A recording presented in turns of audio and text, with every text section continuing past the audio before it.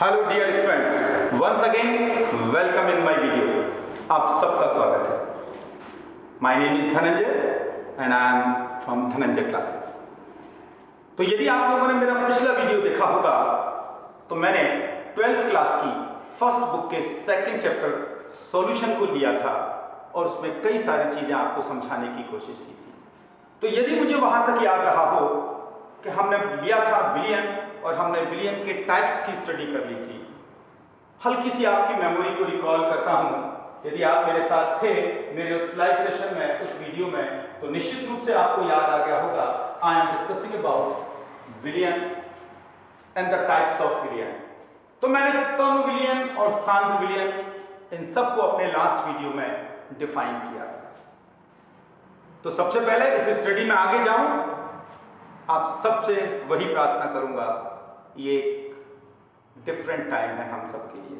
First time हम इस तरीके के टाइम को महसूस कर पा रहे हैं जहां बहुत सारी बंदिशें हमारे ऊपर लग गई हैं, खाने पर, पीने पर, बाहर निकलने पर, आने पर, जाने पर।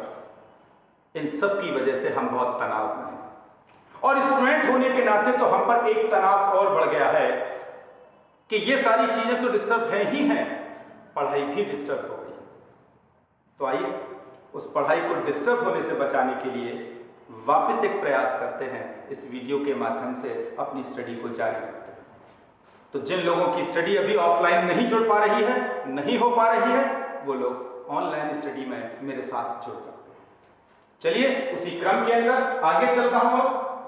तो अब बातें करता हूँ कि हम लोगों ने अपने लास्ट लेक्चर में बात किया था सॉल्यूशन को लेकर and the types of solution.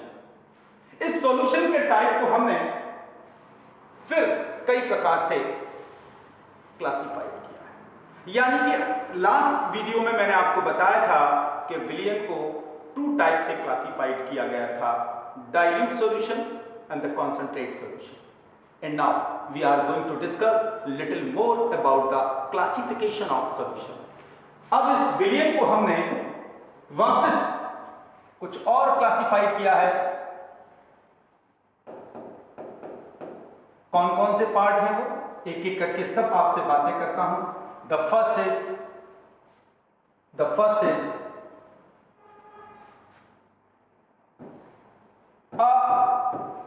असंतृप्त विलियन। अब आप पूछेंगे सर इंग्लिश में क्या कहते हैं इसे? इंग्लिश में कहते हैं इसे हम सैचुरेटेड सॉल्यूशन। उम्मीद करता हूं मेरी बात समझ में आई। डिफाइन करूंगा, पहले इसके क्लासिफिकेशंस को डिस्कस कर लें। कौन कौन से क्लासिफिकेशन है? सिमिलरली सेकंड है इसका संतृप्त विलियन, जिसे हम सैचुरेटेड सॉल्यूशन भी कहते हैं my dears, saturated solution. And the third classification is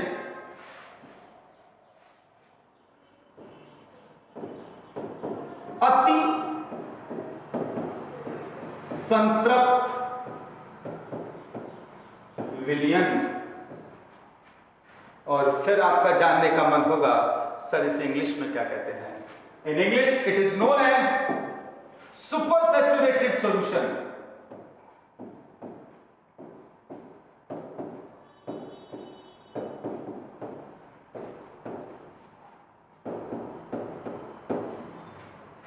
super saturated solution. चलिए अब हमने सॉल्यूशन के क्लासिफिकेशन को तो according to the heading discuss कर लिया, लेकिन अब बातें करेंगे वन बाय वन इनकी डेफिनेशन के और इस आर्टिकल की डेप्थ। तो सबसे पहली बात आती है सर असंतृप्त विलियन क्या होते हैं? तो यहां असंतृप्त विलियन जाने के लिए सबसे पहले आप अपने मेरे लास्ट वीडियो के लेक्चर को रिकॉल करिएगा अपने ब्रेन में। वो ये था जब किसी सॉल्वेंट में कोई सॉल्यूट यानी किसी विलायक में कोई विलेय मिलाया जाए और एक समांगी मिश्रण बनाया जाए तो वो विलियन बन जाता है। लेकिन अब यहां कंडीशंस दूंगा, एट ए कांस्टेंट टेम्परेचर। तो सबसे पहली बात, जब भी आप इन तीनों विलयनों की डेफिनेशन बोलेंगे, आपको याद रखना पड़ेगा इन तीनों विलयन के लिए आपको टेम्परेचर को कांस्टेंट करना होगा। तो सबसे इंपॉर्टेंट पार्ट, फर्स्ट आपको नियत ताप याद रखना होगा। नंबर 2 जो आपको याद रखनी होगी बात, वो याद रखनी होगी विलायक के निश्चित आयतन। इन तीनों ही परिभाषाओं में इन दो शब्दों का, इन दो कंडीशंस का याद रखना बहुत जरूरी है। आइए स्टार्ट करता हूं। सबसे पहले बात करता हूं असंतृप्त विलयन से आप क्या समझते हैं। तो स्थिर ताप पर किसी विलायक के निश्चित आयतन में, अब वो विलायक कोई भी हो सकता है, वो वाटर हो सकता था, बेंजीन हो सकता है, अल्कोहल हो सकता है। तो फिलहाल डिस्कशन इस बात का नहीं सर विलायक कौन सा ले रहे हैं। जनरली जब भी मैंने विलायक बोला है, आपके ब्रेन ने क्लिक किया है वाटर। तो अधिकांश बॉयज और गर्ल्स वाटर को एज्यूम कर लेते हैं एज ए सॉल्वेंट। तो चलिए, मेरी उससे कोई लड़ाई भी नहीं है कि आप वाटर ही क्यों कर रहे हैं। तो वापस आता हूं, स्थिर ताप पर किसी विलायक के निश्चित आयतन में यदि और अधिक विलेय घोला जा सके, और अधिक यानी पहले से तो कुछ घोल रखा है और देयर इज अ पॉसिबिलिटी कि हम उसमें और वही विलायक घोल सकते हैं, तो my dear such type of solutions कहलाते हैं अनसैचुरेटेड सॉल्यूशन, असंतृप्त विलयन। इस बात को एक प्रैक्टिकल से समझने की कोशिश करते हैं। मैंने 100 ml वाटर लिया एक ग्लास में और उसमें 5 ग्राम शुगर यानी कि 5 ग्राम चीनी को परफेक्टली पूर्ण रूप से घोल दिया, और ये इंसिडेंट रही मेरे रूम टेम्परेचर पर। और साइंस के स्टूडेंट अच्छे से जानते हैं रूम टेम्परेचर का मतलब हम 25 डिग्री सेल्सियस लेते हैं हमेशा। क्लियर है? तो मैंने 25 डिग्री सेल्सियस ताप पर 100 ml जल में 5 ग्राम चीनी घोल दी पूर्णतः। तो हम कह सकते हैं चीनी का जलीय विलयन प्राप्त हो गया। अब सवाल इससे आगे ले जाता हूं, क्या माय डियर्स अभी इसमें और चीनी घोलने की पॉसिबिलिटी है? मैं आपसे पूछूं, क्या इसमें आप थोड़ी सी चीनी 2 ग्राम 3 ग्राम 4 ग्राम और घोल सकते हैं? तो आप डेफिनेटली कहेंगे यस सर। और यदि आप ऐसा कह रहे हैं, ऐसा समझ रहे हैं, तो बधाई हो, आप जिस सॉल्यूशन की बात कर रहे हैं वही है असंतृप्त विलयन। परिभाषा आते हैं, स्थिर ताप पर किसी विलायक के निश्चित आयतन में यदि और अधिक विलेय घोला जा सके, वो कहलाता है असंतृप्त विलयन। क्लियर है माय डियर? वापस सेकंड डेफिनेशन पर आते हैं। तो जो नियत ताप और विलायक का निश्चित आयतन है, अब इसे उठाकर नीचे ले आते हैं, क्योंकि जिस डेफिनेशन को पढ़ने जा रहे हैं हम उसके अंदर इसका वापस यूज होगा। तो यहां लगा लेते हैं, इसे कॉपी पेस्ट कर लेते हैं। आप लोग तो कॉपी पेस्ट करने में मुझसे ज्यादा समझदार और माहिर हैं, क्योंकि व्हाट्सएप और फेसबुक और इंस्टाग्राम पर ये सारे दिन करते रहते हैं। तो वापस आता हूं, संतृप्त विलयन क्या होते हैं, जिसे हम सैचुरेटेड सॉल्यूशन भी कहते हैं। तो वही कंडीशन है, नियत ताप पर स्थिर ताप पर किसी विलायक के निश्चित आयतन में और अधिक विलेय न घोला जा सके। बी रिमेंबर, विलेय और अधिक नहीं घोला जा सके, इस प्रकार के विलयन कहलाते हैं संतृप्त विलयन या saturate solution.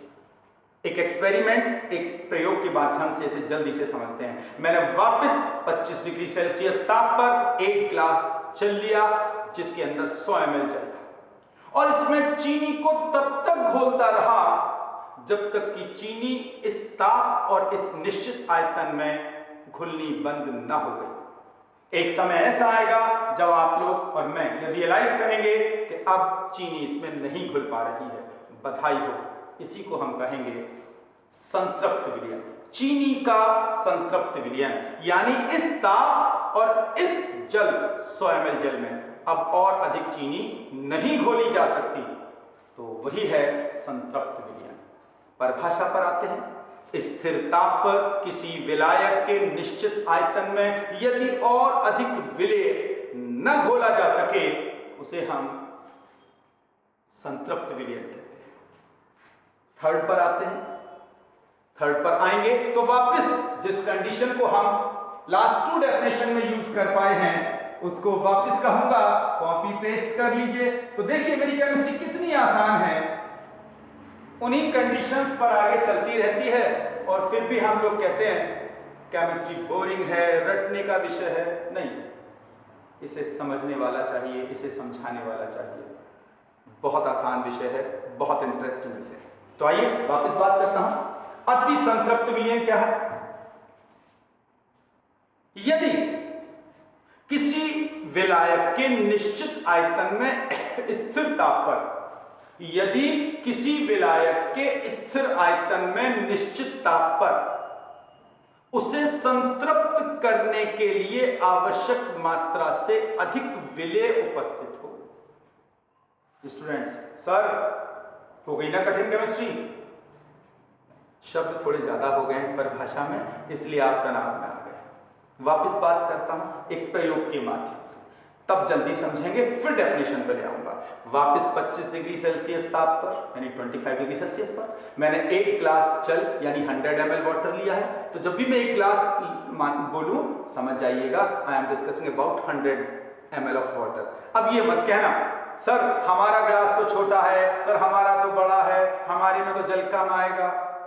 I am discussing a general concept, तो मैं आपके पर्सनल ग्लास के बारे में डिस्कशन नहीं कर रहा हूं। तो वापस आइएगा, स्थिर ताप पर हमने 100 ml ऑफ वाटर के अंदर चीनी घोली थी पिछले एक्सपेरिमेंट में, और कितनी चीनी घोली थी? जब तक इसमें घुलनी बंद ना हो गई। सपोज करिए 25 ग्राम चीनी घुल गई थी, सपोज क्लियर है? यानी कि 25 डिग्री सेल्सियस ताप पर 100 ml वाटर 25 ग्राम चीनी से सैचुरेट हो जाता है, संतृप्त हो जाता है। एम आई राइट? यहां तक क्लियर? अब यदि इसमें 25 से ज्यादा 26 ग्राम चीनी डाल दी जाए, किसमें? विलयन में, तो यह कहलाएगा अति संतृप्त विलयन, यानी संतृप्त करने के लिए आवश्यक मात्रा से अधिक विलेय आपने उस विलायक में डाल रखा है।